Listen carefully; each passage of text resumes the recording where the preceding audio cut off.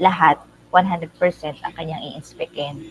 So, dun sa 240 na yon, merong sinet na parameter na say, for example, for 240, mamaya i-discuss natin yan. Hindi ko lang sure kung ina-apply yan before ha sa Fujitsu. Kung 240 yon, 80 lang halimbawa ang i-inspectin.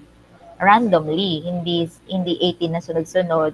Kasi halimbawa, sa isang yung 240 na yon ay tatlong paleta kunwari, na yung isang paleta ay may 80.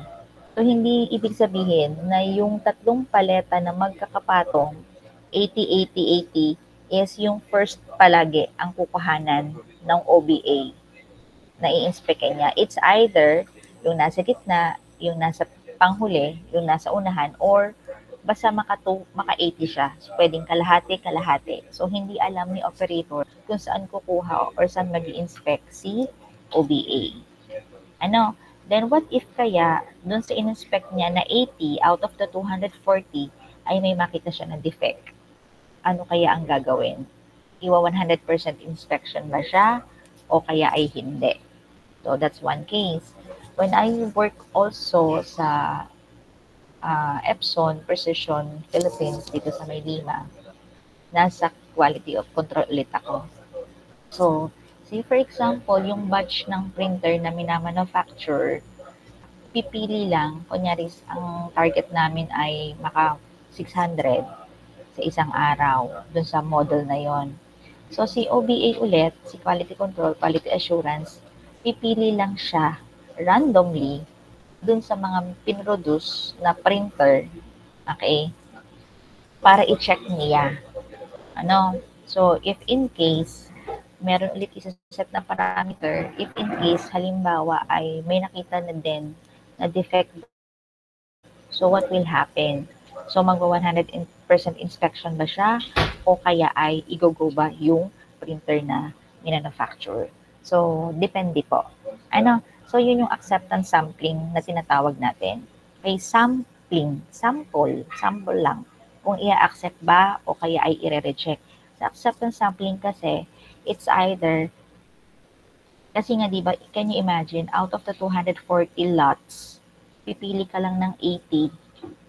Tapos dun sa 80 na yon, what if, say for example, ang allowed lang na defect na makuha mo ay dalawa. Okay? Pag nakadalawa ka, kunyari ay 100% inspection or 50%. Okay? So, halimbawa, may nakuha kang isa. Okay? So, kahit may isa doon, pwede mo nang i-go. Eh, what if, di ba, randomly mo siya kinukuha? What if meron doon na na defective pa?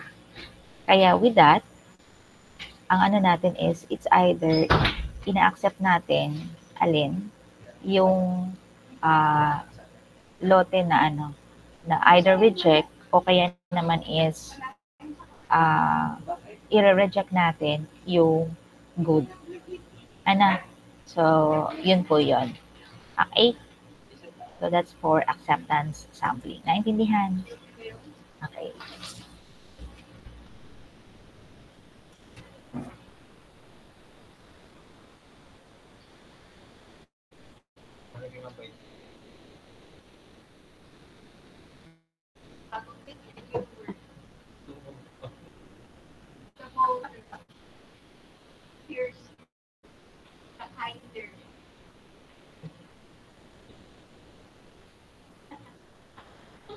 Sabi na sa iyo, may masasabi at nasasabi pa din.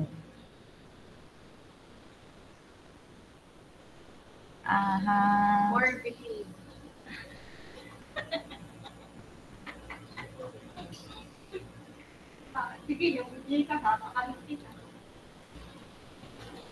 Mainit ang ulo ko ngayon.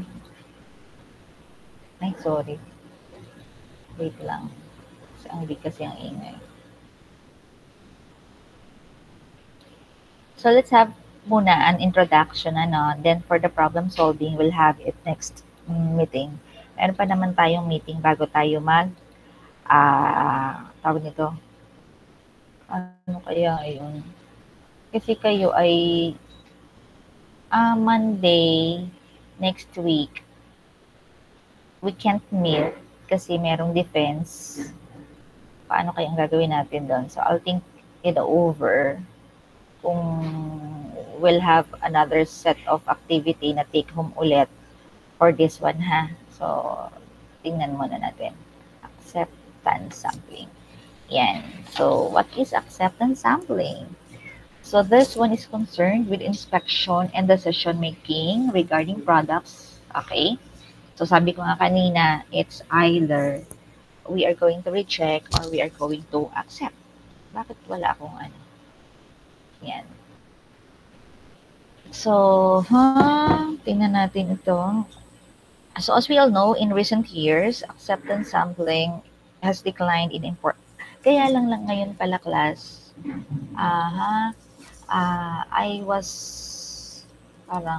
I've talked with a former student ko, yung mga managers, nasa Fujitsu din, hindi na sila gumagamit ng tao, okay, to inspect.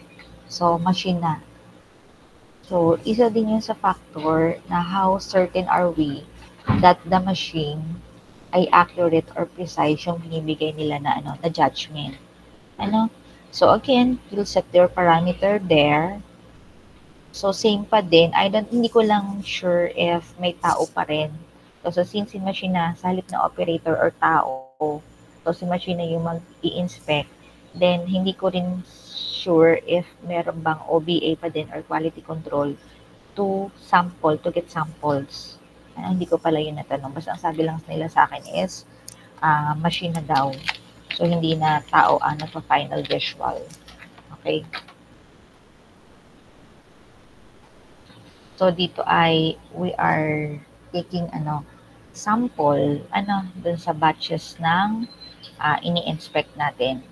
So, 3 aspects of sampling are important. So, this involves random sampling of an entire lot. Okay, either you're going to accept or reject lots which do not achieve quality improvement, or we are going to sentence lot. So, pag sinabi natin isi-sentence natin yung lot, it's either mag-100% inspection ba tayo, mag-acceptance sampling ba tayo, yan. So, tatlo yun.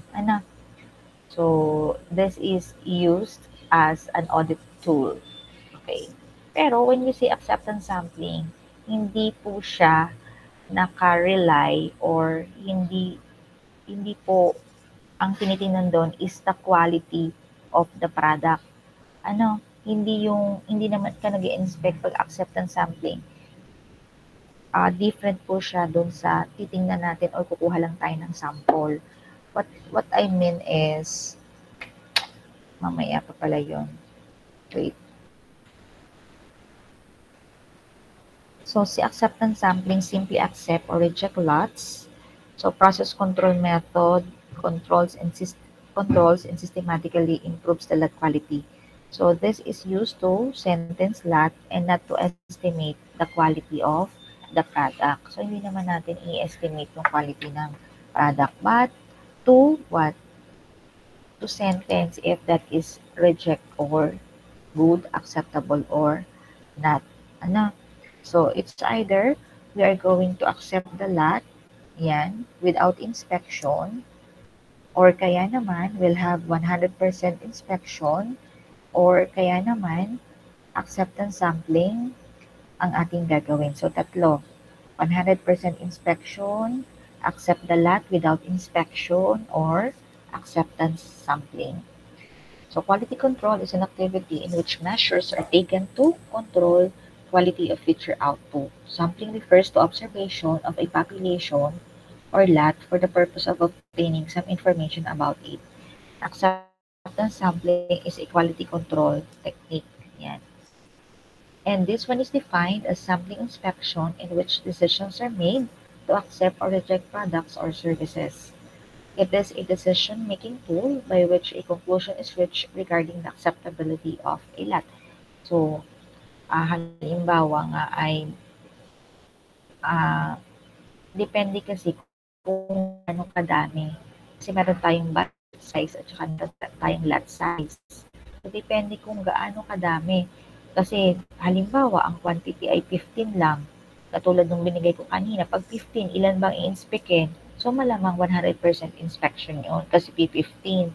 Halimbawa ay 100. Sa 100, say for example lang ha, Kapag 100 yung units, kunyari ay 5 ang i-inspectin. Pag 240, say for example, gaya ng sabi ko kanina, 80. Yan. So, depende dun sa parameter or standard na isi-set. Okay?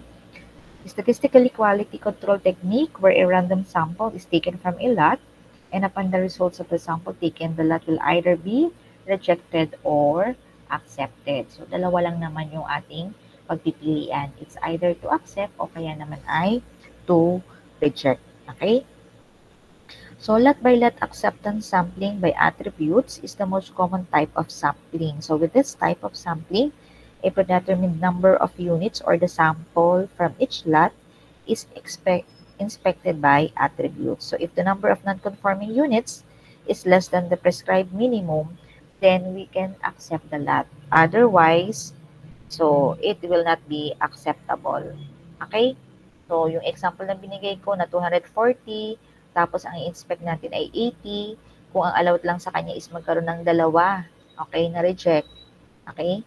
So, tatanggapin. So, kung more than doon, it's either magkakaroon tayo ng 100% inspection o kaya ay ilang percent kaya ang kailangan nating ma-check para malaman or makita if meron pang mga item na rejected. Pero not necessarily na lahat ng items ay i-inspectin. So, depende kung pumasa dun sa ating parameter na isinet. Okay? Yan. So, halimbawa, meron tayong lot size na 9,000, tapos ang ating sample size na kukuhanin is 300 lang. Can you imagine? Sa 9,000, say for example, ang kailangan nating i-inspect ay 300 lang.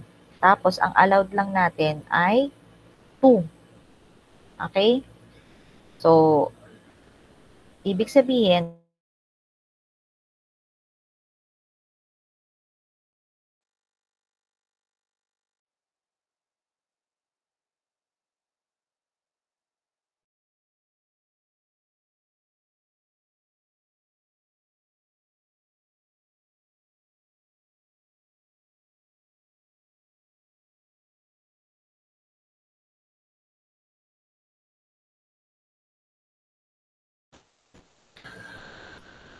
ay,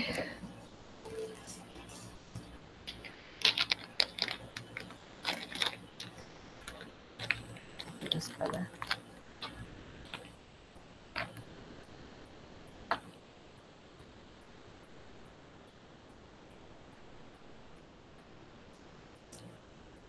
Can you hear me now? Narinig niyo ako? Yes po. Okay. Yes po. Ulit. Kung meron tayo 9,000 units, so 300 units ang kailangan natin i-inspect, at ang sabi, ang allowed lang natin is 2.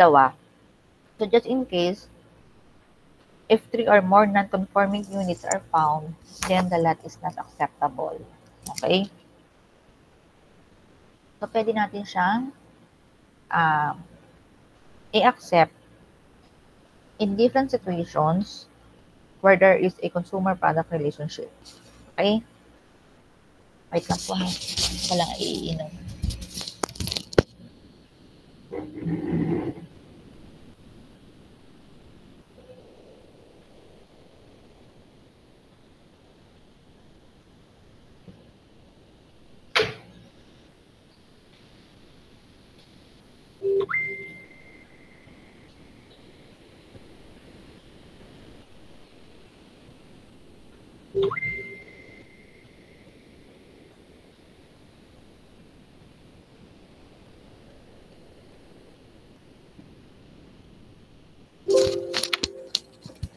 Yan. Okay? Basta na.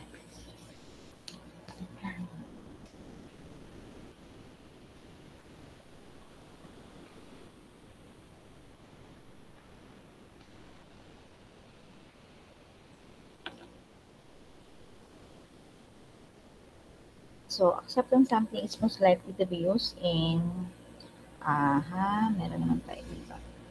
Yan, so sabi natin kanina, so 3 approaches to lot sentencing. So, either accept it with no inspection, either 100% inspection or kaya naman is acceptance sampling. So sa acceptance sampling, meron tayong single, double, multiple, sequential, and continuous. Okay. Why acceptance sampling and not 100% inspection? So we have your testing is destructive. Cost of 100% inspection is high. 100% inspection is not visible. And if vendor has excellent quality control. So kailan ba natin ginagamit si acceptance sampling? When the test is destructive. Just like, say for example, we're going to test a light bulb, a cracker, yan. So, sampling is necessary, otherwise, all of the units will be destroyed by testing. Okay? Second situation is when the cost of 100% inspection is high. Yan. So, halimbawa, kapag magkukonduct tayo ng 100% inspection, so very costly. Just unlike kung ang gagawin natin is acceptance sampling. So, from the batch, okay, of say for example, 9,000, we're just going to select 300. So, di ba, look at the difference. So, napakalaki. Okay?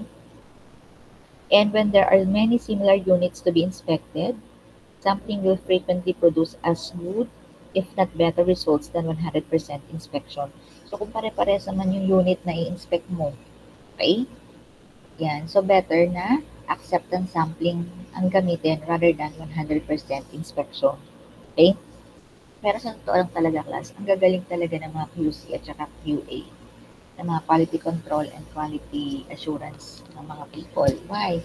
Can you imagine, say for example, ang pinroduce mo ay 240, okay, or nilinis mo na lote ay 240. Pagdating sa kanila, biro mo, pipili lang sila ng itetest nila. Tapos ang galing, talagang natatiming nila yung mga defective. At nakakakita sila ng mga defective na item. Yan, randomly selected yun. Ano? Yan.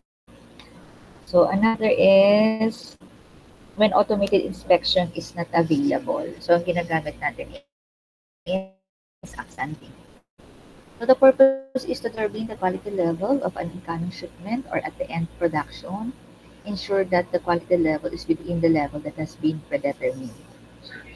So, take note of the definitions here. So, meron tayong producer's risk or your alpha, which is the probability that a good lot will be rejected. For consumer's risk, your beta is the probability that a bad lot will be accepted. Ang bayad ko ay Gcash na lang. Nagalit. Oo, ako pala ko yung pasok ako para dyan.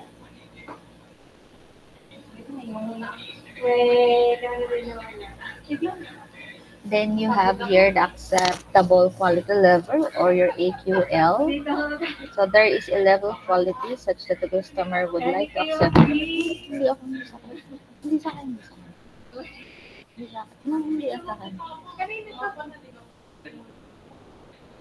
There is a level of quality such that the customer would like to accept most of the time that's superior to this level. So this known is acceptable quality level. Lot tolerance percent defective. So there is a level of quality such that the customer would like to reject all the lots all the time that's inferior to this level. So this is known as lot tolerance percent defective. Average outgoing quality limit. Okay, applicable when rejected lots are screened and defect items are replaced by good items. With this system, the average quality of received lots can never go worse than. Same.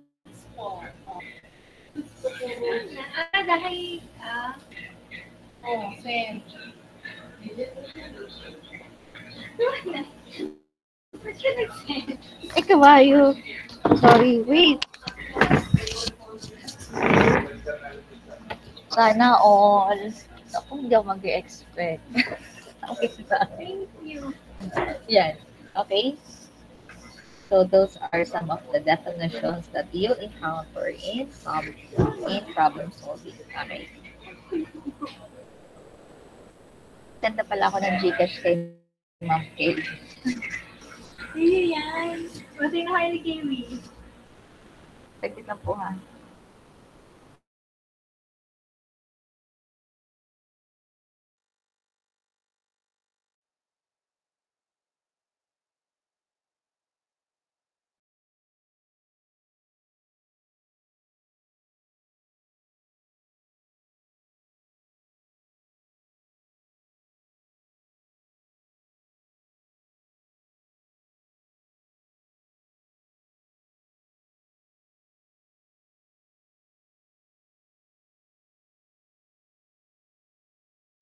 Hindi sa akin, hindi akin yan. So, when natin ginagawa si acceptance sampling, when product is used, in use could be damaged easily, sabi nga natin kanina, if that requires testing, lalo na if that is a destructive, requires destructive testing. Halimbawa, dyan ay yung mga light bulbs, sabi ko kanina, yan. When using new suppliers, syempre, kailangan nating malaman if they are providing quality product, baka naman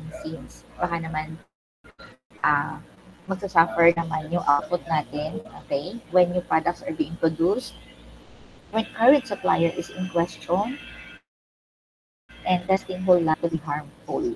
Okay, yeah. So, what are the method in doing acceptance sampling or sampling itself?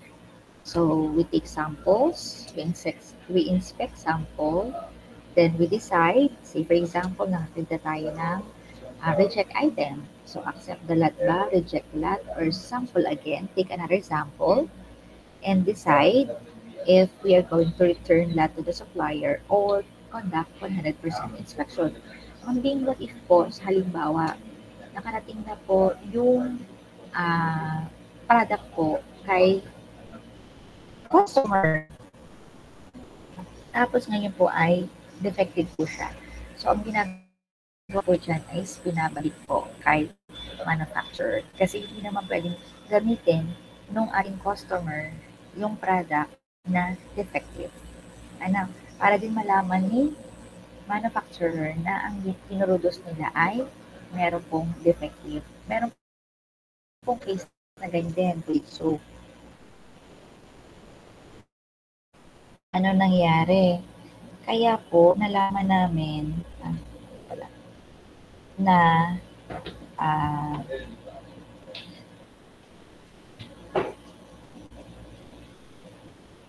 nanigpuan. Kaya kami nagkaroon ng paghihigpit nung kami nasa Fujitsu. It's because napatin sa customer namin yung item, which is the most sensitive part kasi yun ng ano yun, ng computer. Merong booger, yung Tagalog ni Kulangot na nakarating. Nakadikit doon sa sticky part ng chip na ginagamit namin.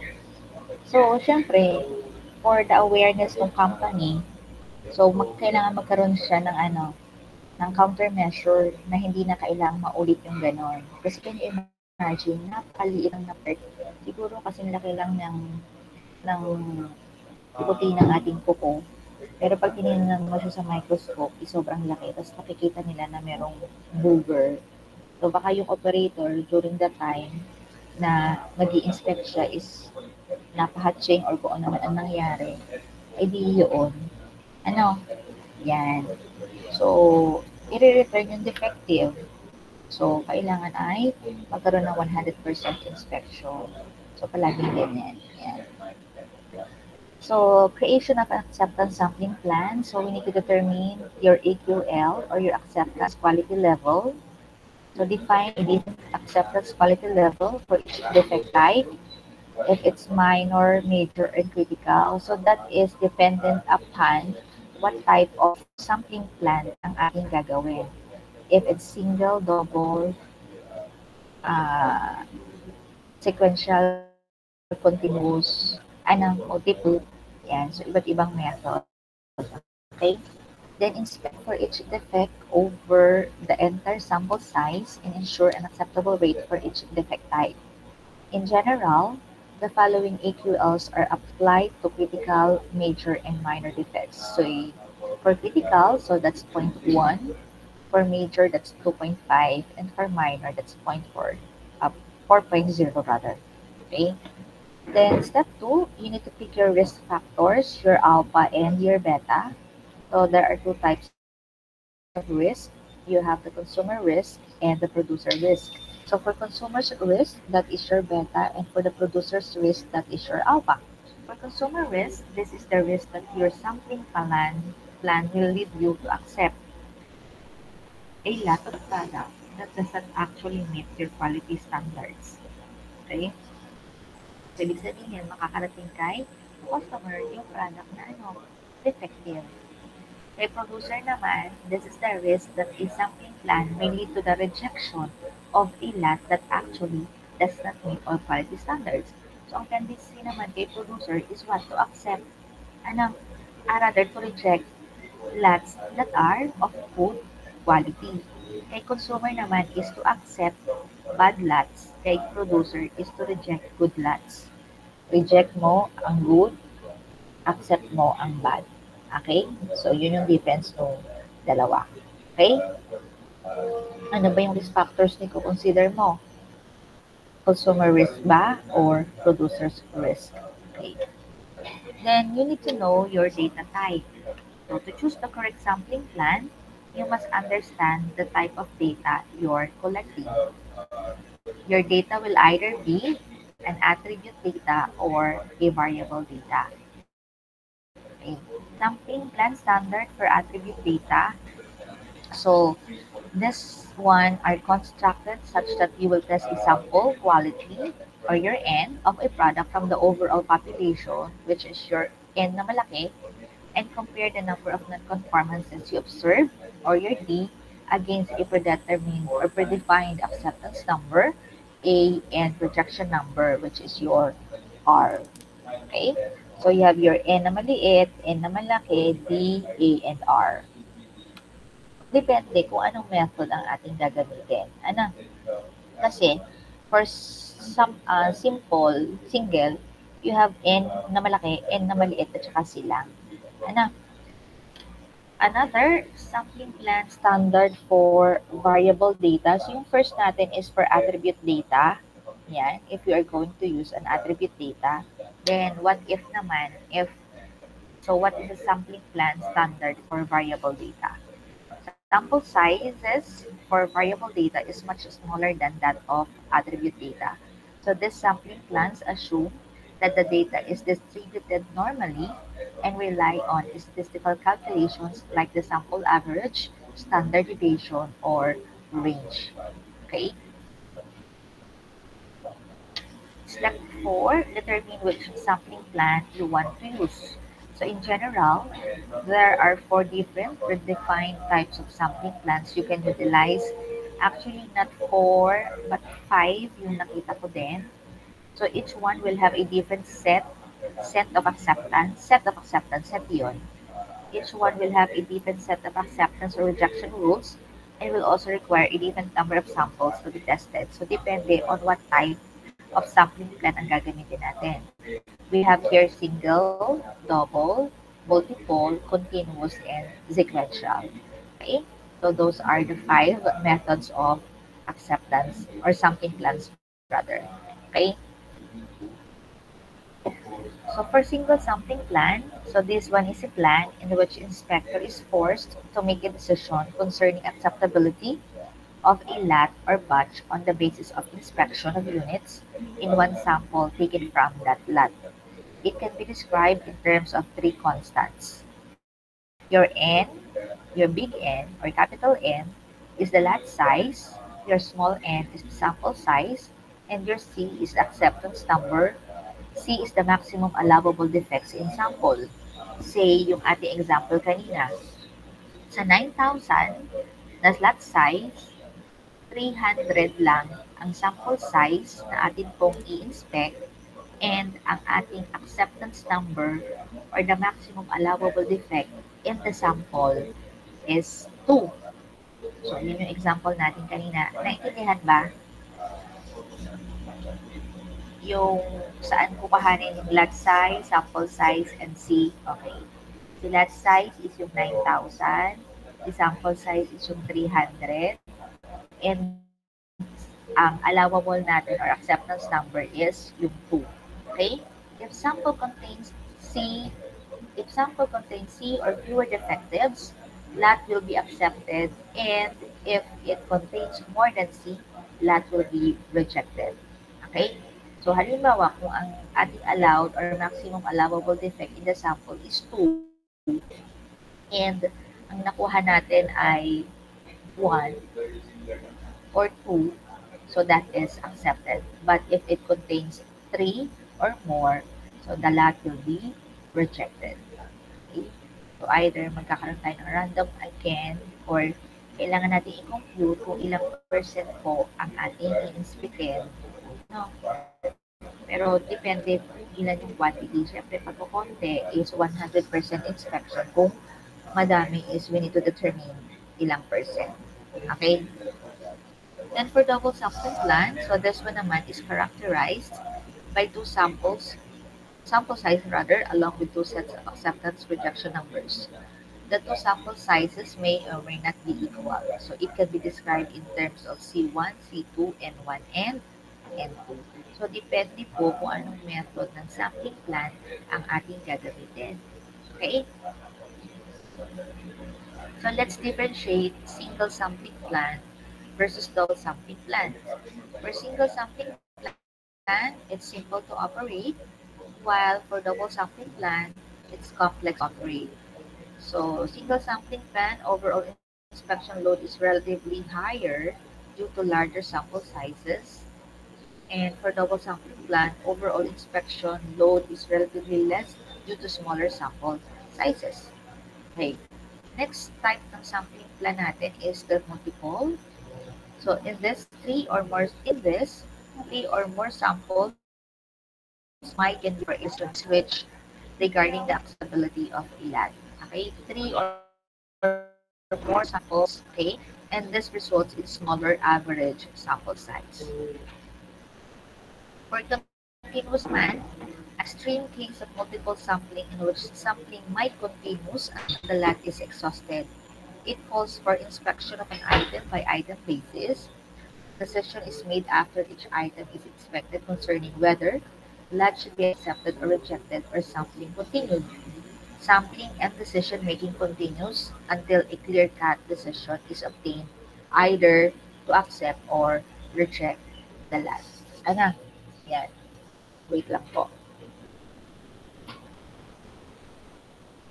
So, mamaya na yan.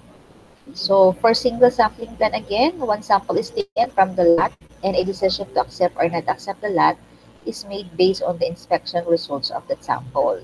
Okay? Then, for the sampling plan, this one is somewhat more complicated. Okay? On the initial sample, a decision is based on the inspection results, and that is whether to accept the lot or not to accept the lot or take another sample. Ano? Okay?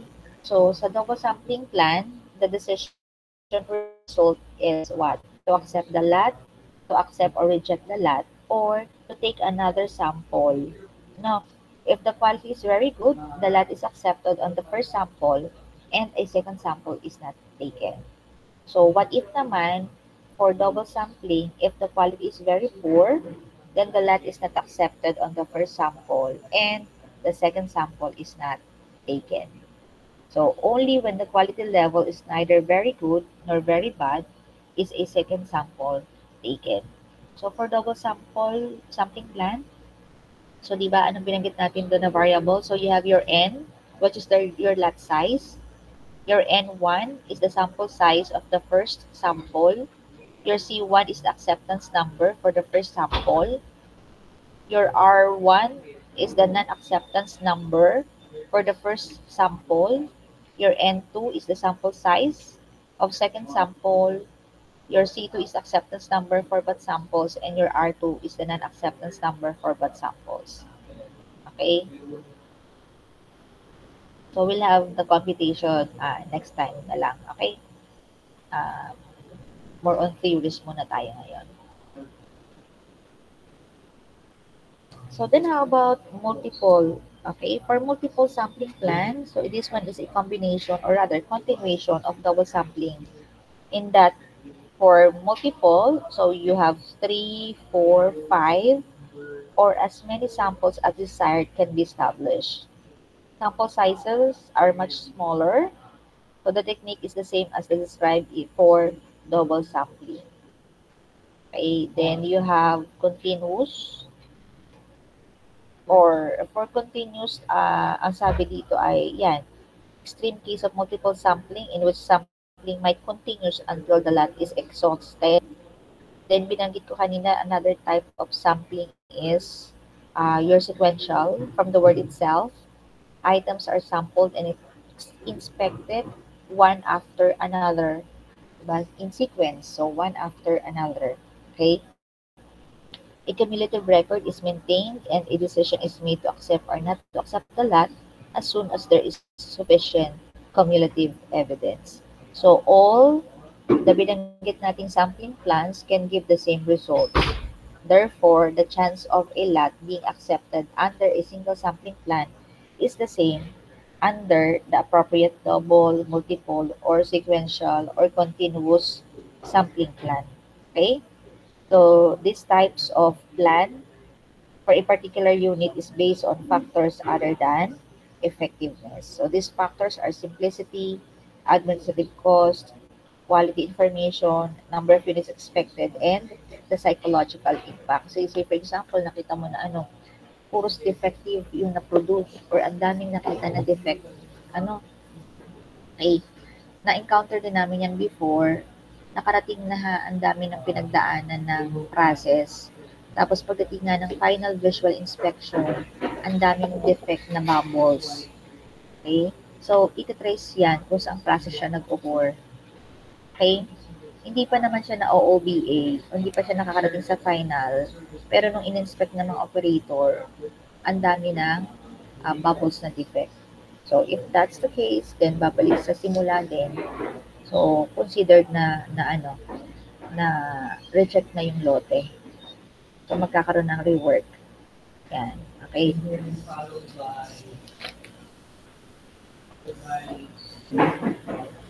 Next step natin is to determine the correct sampling quantity and determine your accept and reject numbers. Diba? So, magsiset tayo ng AQL. Pagkaset natin ng AQL, anong sunod?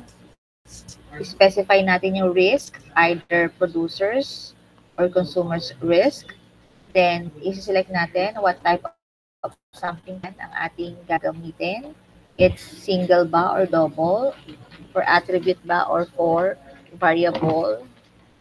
And step 4, design the sampling plan. So, design the plan using probabilities of attributes, and normal probabilities naman for variables. Okay, so that is for computation.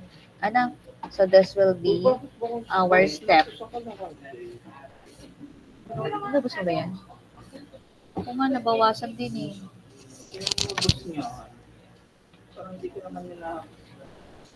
Okay, so na yung mga steps. Next.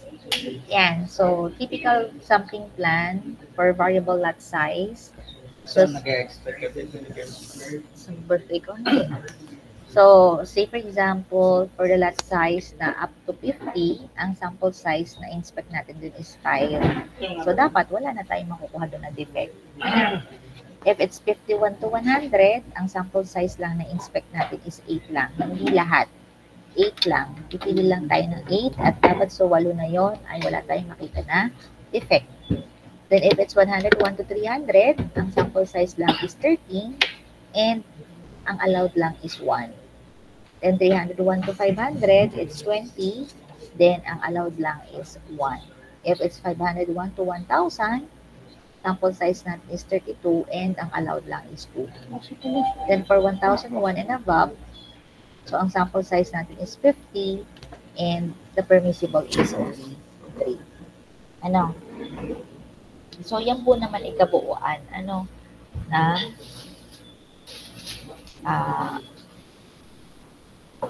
i-inspectin. Yan. So what are the advantages of acceptance sampling? So this eliminates or rectifies poor lots and improve overall quality of product, reduces inspection costs and risk. In inspection of sample, greater care will be taken so the results may be more accurate. A rejected lot is frequently a signal to the manufacturer that the process should be improved. O halimbawa nga, sa Epson, kulang ng foot. Yan, dapat 4 yun, pero yung nung i-transport na, is nawala yung isa. O kaya naman is nakalimutan lagyan ng logo, o kaya naman ay yung logo dapat ay may dalawa ring paa, isa na lang ang paa na nakalagay. Yung mga ganon. So, ang labels dapat ay 7, pero ang nailagay lang ay 6, kulang ng isa. Yan. So, that is to signal to the manufacturer that the process should be improved. It provides a number of alternative lots in which a single sample is taken. 2 or indefinite number of samples may be taken from a single lot. Another advantages of that one is, it places responsibility for quality in the inspection. Okay? It places responsibility for quality in the appropriate place rather than on inspection, and thereby encouraging rapid improvement. So this one is more economical, okay? Owing to fewer inspection and less handling damage during inspection. It upgrades the inspection job from monotonous piece-by-piece decisions to lot-by-lot decisions. So this one is being applied to, sabi natin kanina, destructive testing. So enter lots, entire or kabuang lots are not accepted rather than return of a few non-conforming units, thereby giving a stronger motivation for improvement. Ano? Ano pa ba? So this one is less expensive, less handling of units, so less damage. Kasi pipili lang tayo or siselect lang tayo ng number ng ating inspekin. Ginagamit natin again for destructive testing, requires fewer personnel, inspected error is reduced, okay? So, yan. And rejection of the entire lot does not provide a motivation to the supplier for quality improvement. Then how about the disadvantage? Yes. So risk included in chance of bad lot acceptance and good lot rejection. So dito papasok yung producer's risk and consumer's risk. So it's either we reject the good lot or we accept the bad lot. Ano? Sample taken provides less information than 100% inspection. Okay? Again, for the disadvantages, risk of accepting bad lots and rejecting good lots, as only a sample is inspected, so less information is generated about the product. Ano? Kasi nga, syempre, hindi naman lahat ay in-inspect, so hindi natin alam kung ano yung pwedeng meron dun sa iba na wala sa iba. Requiring planning and documentation of the procedure. So, again, so there are certain risks of not accepting conforming lots and accepting non-conforming lots. More time and effort is devoted to planning and documentation. Less information is provided about the product, although there is usually enough, since few lang yung sineselect natin. And we are not certain or sure, or wala tayong assurance na ang lote or the entire lot conforms to the specifications. Kasi nga meron pa rin tayo if makakita tayo ng defect doon. Or nakakita tayo ng isa, ano ba yung probability na meron pa rin doon, okay, na defective or rejected. Okay. Yan na po yung kaninang binanggit ko, sinimplify lang. So lot formation, considerations before inspection. So we need to know, we need to consider. Okay, lot should be homogeneous. So as much as possible, identical. Okay, in terms of quantity, so wala namang bearing. Okay. Larger lots, more preferable than smaller lots. Oo. Kasi kahit ako, nung ako'y nag-work pa, mas gusto ko yung madaming lote. Bakit? Kasi sa madaming lote, konti lang yung i-inspect ng OBA. Ang problema nga lang, what if yung in-inspect nila ay nataon na may makita sila na reject. Kasi pagka konti yung lote, 100% inspection. So, by chance na lang din kung makakuha sila ng defective item. Kaya masaya sa pakiramdam kapag nakita mo na yung lote mo ay pumasa. That should be conformable to the materials system used in both the vendor and consumer facilities. Random sampling, so the unit selected for inspection should be chosen at random. Yun, hindi pwedeng kunyari ay palaging sa unahan ka kukuha or mag-i-inspect. Okay? So, kunyari 80, so basta maka-80 ka. Saan mo kinuha yung 80? Hindi pwedeng laging sa unahan, laging sa gitna, laging sa hulihan. Yan, randomly. Random samples are not used. Bias can be introduced if not used. Siyempre, halimbawa ako, titingnan ko yung quality assurance or OBA namin. Asan ba siya nag-i-inspect? Sa unahan lagi siya tumitingin. Ay, di unahan na lang ang aking pagbubutihin. Ay kung hindi mo alam at random siya nag-check, di bahala ka. No. If any judgment methods are used to select the sample, the statistical basis of the acceptance sampling procedure is lost. Okay. Yan. So, binanggit na natin to kanina. Yung mga variables na ginagamit natin. Your N na malaki, your N na maliit, your C, and your D. You have also your R. Okay. Yan. Tapos na. Okay. So, meron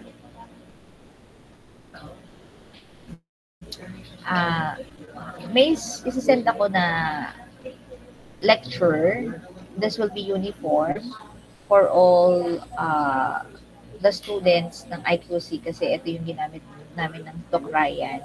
Medyo complicated siya ng konti. So, this will be discussed next meeting. So, i-discuss natin ngayon is simple, okay, easy to understand, and you try to understand yung PPT na isi-send sa inyo. So, I'll add up pa po dito sa isa, hindi ko muna siya isi-send. Okay, kasi I want to simplify yung lecture muna. Para mas madali niyo siya ma-comprehend. Okay? So, may question ba kayo? How many are we now? Naintindihan naman what is acceptance sampling, the different types of acceptance sampling, what are the advantages and disadvantages, what are the procedure for sampling. Okay, so according to John Luis Manrique, Mayville, okay naman. And yan. Okay, so for your final requirement pala, so to be uniform with other section, just like with the Ryan, so hahanap kayo ng problems applying control chart for variables and attributes. So lahat ng yon, so you have your X bar, R chart, S chart, P chart, C chart, NP chart. So lahat. Wait lang. Then that will be 2 problems per topic and you will apply Minitab. Okay? So hanap ng 2 problems na involved ang lahat ng lecture, control chart for variables and attributes, then you are going to solve it gamit ang Minitab. Okay? Tapos, you take a screenshot and you interpret the solution. Okay? Okay? Wait. May question doon. So, hahanap ng problems, 2 problems each. Ilalagay ko sa, ano pang ginagamit natin? Long pala. Dapat pala long bond paper. Long bond paper. Okay? Screenshot niyo yung Minitab. Then, interpret niyo ang result. May mga samples naman tayo niyan sa PPT. So, please refer po doon. Okay? Yan. So, ang dami ng wala. Screenshot natin ito para alam natin kung sino ang mga hindi pumasok at sila ay may minus at ang mga pumasok ang may plus. Kasi wala namang nagpaalam sa akin.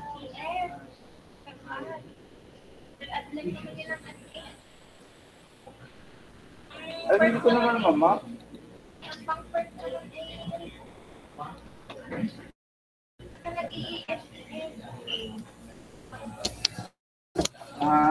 Yan. So may question pa po before we end our discussion. Ito diba ito may tanong naman sila? Meron pa? May tanong na agad ng sila. Hindi, binalikan ko lang. John Luis, meron pa? Wala. Wala na po. Okay, how about the others? Ma'am, kailan po ang submission po nung DBT po? Kaya nung submission ng final requirement. Bakit ako pinatanong mo? Ikaw ang Bago final exam,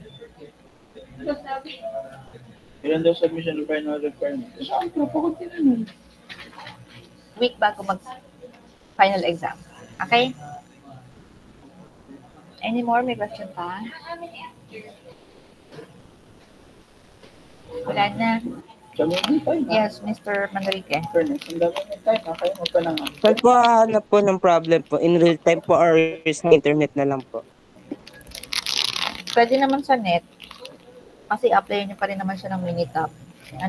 Basta screenshot ninyo, yung mismong inyo ha. Saka naman ang hanapin ninyo ay may Minitab na. Okay? Ilagay nyo lang din yung source. Okay, for us to check. Okay? Ma'am, limited po kasi yung problem na paano po kaya yun? Pwede po kaya kanya magkapare-parehas? Pwede naman. Pero wag namang gagayahin lang ang sagot ng kaklase. Okay? Better na na iba-iba. So, utilize all the resources for you to hanap maraming example. Okay? Any more? Bago tayo mag-end? Maswerte pa nga kayo kasi hindi siya kayo ganun ka-busy unlike nung 1 to 6. Ayan. Okay? So, sige po. Kung wala ng question, thank you for today. Especially sa 07. Ayan. God bless everyone and stay safe as always. Bye! Thank you po. Thank you po. Happy birthday po ang Mama Angge. Thank you po. Oh, happy birthday daw, Angge. Happy birthday.